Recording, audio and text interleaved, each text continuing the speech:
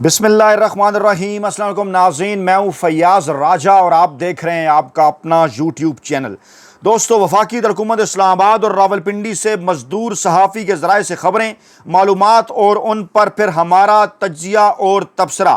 10 اور 11 اگست کی درمیانی رات، 10 اگست کی شام اور 11 اگست کی صبح نواز شریف کے لیے سیاسی موت کا پیغام۔ جی ہاں، نواز شریف کی خوفناک ترین آڈیو اسٹیبلشمنٹ اور خفیہ ایجنسیوں کے ریڈار پر آ گئی۔ ووٹ بینک سے فارغ ہونے والے نواز شریف عملی طور پر بھی پاکستانی سیاست سے ہمیشہ کے لیے فارغ۔ نئے آرمی چیف کی تعیناتی اور ایکسٹینشن کا معاملہ نواز شریف کے ہاتھ سے نکل گیا۔ نواز شریف کی خفیہ آڈیو اور ویڈیو میں پاکستان کے خلاف بغاوت، ملک دشمن قرار دیے جانے کا امکان، ملک کے آرمی چیف کو غدار قرار دے رہے ہیں، بھارت کو پاکستان پر حملے کی دعوت دے رہے ہیں اور پاک فوج کو بدمعاش قرار دے رہے ہیں۔ اور یہ جو خفیہ آڈیو ویڈیو ہے، اس کی ریکارڈنگ کے حوالے سے ایک بڑے نیٹ ورک کا بھی انکشاف، جس کو نواز شریف اور شریف خاندان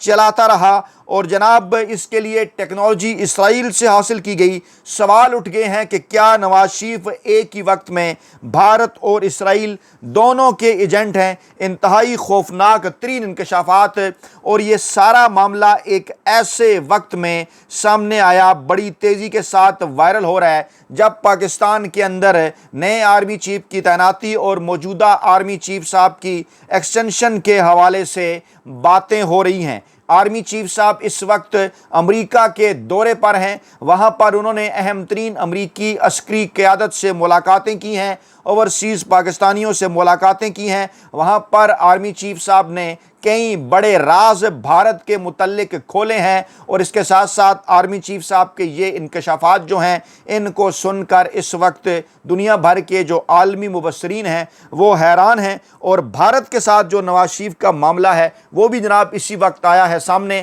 جب آرمی چیف صاحب امریکہ کے اندر بھارت کے حوالے سے بڑے انکشافات کر رہے ہیں۔ آرمی چیف صاحب نے کیا کہا، پہلے وہ آپ کے سامنے رکھتے ہیں، پھر جناب آپ کو لے کر جائیں گے نواز شریف کی اس تقریباً 70 سے 75 سیکنڈ کی خفیہ آڈیو لیک کی جانب، کہ جس نے بہت بڑا سیاسی دھماکہ کر دیا ہے۔ امریکہ کے دورے پر فیلڈ مارشل عاصم منیر صاحب نے کہا بھارت خود کو بطور وشوا گرو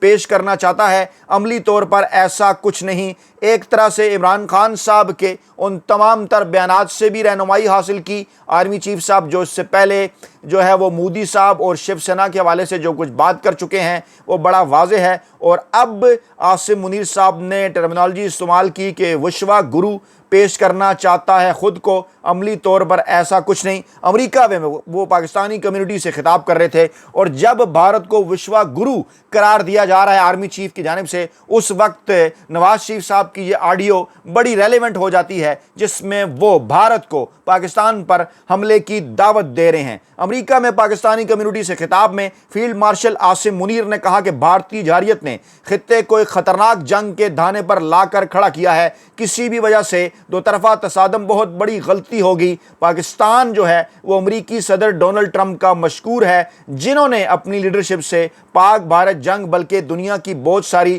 جنگوں کو روکا، اور پاکستان نے بھارت کی اشتعال انگیزی کا پرعزم اور بھرپور جواب دیا۔ بھارت اب بھی خطے میں عدم استحکام پیدا کرنے پر بضد ہے۔ پاکستان واضح کر چکا ہے کہ کسی بھی بھارتی جارحیت کا منہ توڑ جواب دیا جائے گا۔ مقبوضہ کشمیر بھارت کا کوئی اندرونی معاملہ نہیں، بلکہ ایک نامکمل بین الاقوامی ایجنڈا ہے۔ قائد اعظم نے کہا تھا کشمیر پاکستان کی شہرگ ہے۔ مقبوضہ کشمیر پر اقوام متحدہ کی سلامتی کی قراردادیں بھی موجود ہیں، پاکستان ان قراردادوں کی مکمل حمایت کرتا ہے۔ ایک طرف آرمی چیف صاحب کا یہ موقف، یہ بیان، اور دوسری جانب نواز شریف خفیہ آڈیو لیک میں بھارت کو پاکستان پر حملے کی دعوت دے رہے ہیں، پاک فوج کو بدمعاش فوج قرار دے رہے ہیں، اس کے ساتھ ساتھ آرمی چیف صاحب کو دھوکے باز بھی قرار دے رہے ہیں۔ دوسری جانب فیلڈ مارشل سید عاصم منیر نے کہا کہ پاکستان نے بھارت کی امتیازی اور دوغلی پالیسیوں کے خلاف کامیاب سفارتی جنگ لڑی۔ حالیہ بھارتی جارحیت شرمناک بہانوں کے ساتھ کی گئی، معصوم شہریوں کو بھارت نے شہید کیا، پاکستان کی خود مختاری کی شدید خلاف ورزی کی، بھارتی خفیہ ایجنسی کی ٹرانس نیشنل دہشت گرد سرگرمیوں میں شمولیت عالمی سطح پر تشویش کا باعث ہے۔ انہوں نے کینیڈا میں سکھ رہنما کا قتل، قطر میں 8 بھارتی نیول افسران کا معاملہ، کلبھوشن یادو، ان جیسے دیگر معاملات کا بھی ذکر کیا۔ یعنی کہ بڑا کھل کر پاکستان کے آرمی چیف نے بھارت کا جو چہرہ ہے وہ پوری دنیا کے سامنے بے نقاب کیا۔ آگے چل کر غزہ کے اوپر انہوں نے بات کی، اسرائیل کا چہرہ بھی انہوں نے پوری دنیا کے سامنے بے نقاب کیا اور کہا کہ غزہ میں جاری نسل کشی بدترین انسانی المیہ ہے۔ غزہ کی صورتحال کی عالمی اور علاقائی دونوں سطح پر شدید مضمرات ہیں، اور دوسری جانب جن کو حکومت پاکستان کے اندر پاکستان کے طاقتور حلقوں کی جانب سے عمران خان کا ووٹ بینک کے اوپر ڈاکہ ڈال کر جعلی فارم 47 بنا کر جنہیں حکومت سونپی گئی، ان کی جانب سے خفیہ آڈیو لیک جو کہ انہیں بیک وقت بھارت اور اسرائیل کا دوست، پاکستان کا غدار، بھارت اور اسرائیل کا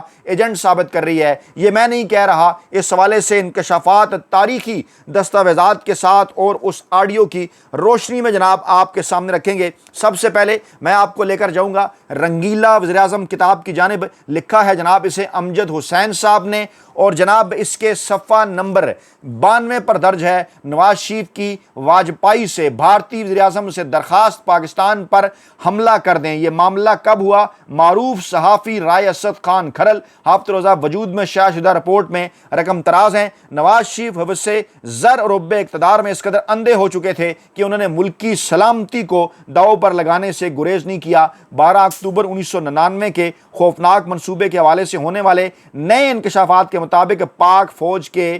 ٹیک اوور کرنے سے قبل نواز شریف نے بھارتی وزیراعظم اٹل بہاری واجپائی سے ہاٹ لائن پر گفتگو کی تھی، اور واجپائی نے اپنی فوج کے سربراہ کو پاکستان پر حملہ کرنے کی ہدایت بھی دے دی تھی۔ بہت بڑا انکشاف۔ اس کتاب کے مطابق صفحہ 94 کے مطابق باوثوق ذرائع کا کہنا ہے کہ نواز شریف نے اپنی طرف سے نامزد کردہ آرمی چیف لیفٹیننٹ جنرل خواجہ ضیاء الدین کو پاک فوج کی طرف سے اپنا باس نہ ماننے اور اپنے تمام کارڈز پٹ جانے کے بعد آخری کارڈ کے طور پر واجپائی کو ہاٹ لائن پر کال کی، جس کا دورانیہ تقریباً 70 سے 75 سیکنڈ تھا۔ جو گفتگو ہی وہ یہ تھی، واجپائی صاحب، نواز شریف بول رہا ہوں، واجپائی آپ بڑے گھبرائے ہوئے لگ رہے ہیں۔ نواز شریف: ہاں، میں نے کرگل کا محاذ کھولنے والے یعنی مجھے دھوکہ دینے والے آرمی چیف کو برطرف کر دیا ہے۔ مشرف کے متعلق بات کر رہے ہیں، انہیں آرمی چیف کو دھوکے باز قرار دیا، اور کہتے ہیں فوج اس حکم پر امپلیمنٹیشن روک رہی ہے، آپ فوراً پاکستان پر حملہ کر دیں۔ واجپائی نے کہا اس کے لیے کم از کم 1.5 گھنٹہ درکار ہے۔ ابھی یہ جملہ کہا جا رہا تھا کہ اس دوران پاک فوج کے کمانڈوز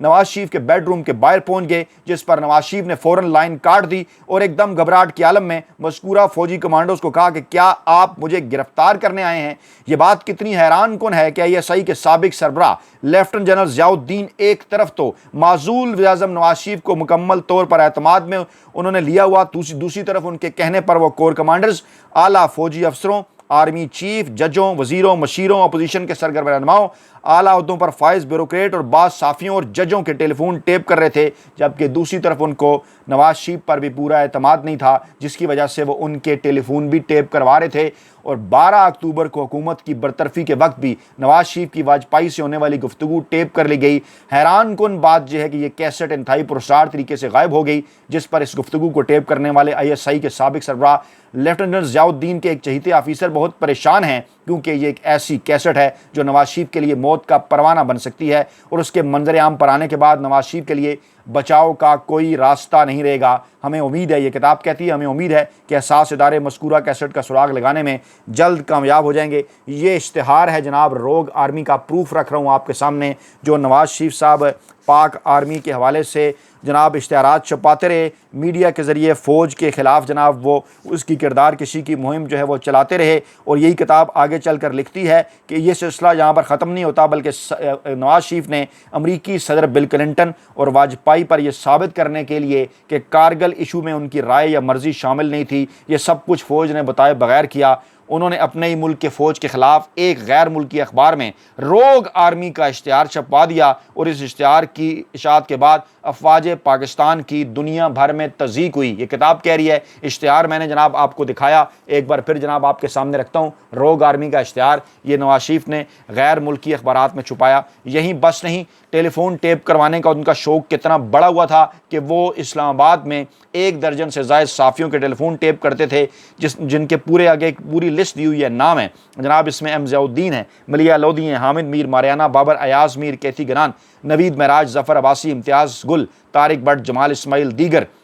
اس کے علاوہ مجید نظامی، عارف نظامی، ارشاد احمد عارف، عباس اطہر، ارشاد اکانی، اسد اللہ غالب، نجم سیٹھی، رحمت علی راضی، زیاد شاہد، رائے اسد خان کھرل، عامر میر، رانا جماعت، شفیق اوان، انجم رشید، محمود شام، ادریس بختیار، سروت جمال اسمعی، رفت سعید، کامران خان اور دیگر۔ اور یہ معاملہ کیسے کرتے تھے وہ، یہ بھی معلوم ہوا ہے کہ سابق حکومت یعنی نواز شریف کی حکومت کے ایک وزیر اعلیٰ اور اعلیٰ حکام نے شہباز شریف کی جانب ذکر ہے کہ پاکستان کے پی ٹی سی ایل کو بھی ذاتی مفاد کے لیے استعمال کیا اور قومی دفاعی راز بھارت اور امریکہ کو پہنچائے جاتے رہے۔ Secretary telecommunication, chairman P T C L, اس وقت کے ڈی جی انٹیلیجنس بیورو، بعض غیر ملکی اور مقامی کمپنیوں کے ساتھ کروڑوں ڈالر کے مشکوک معاہدے نواز شریف کے کہنے کے اوپر کیے۔ اور جناب ہوتا کیا رہا، صحافیوں کے گفتگو ٹیپ کیے جاتے، ججوں، اپوزیشن رہنماؤں، حکومتی وزیروں، آرمی کے اعلیٰ افسران تک کی گفتگو بھی ٹیپ ہوتی، جبکہ دوسری طرف آئی ایس آئی کے سابق سربراہ لیفٹیننٹ جنرل ضیاء الدین کی نگرانی میں سیاستدانوں، صحافیوں، ججوں، آرمی چیف، کور کمانڈروں اور بعض محکموں کے سربراہوں کی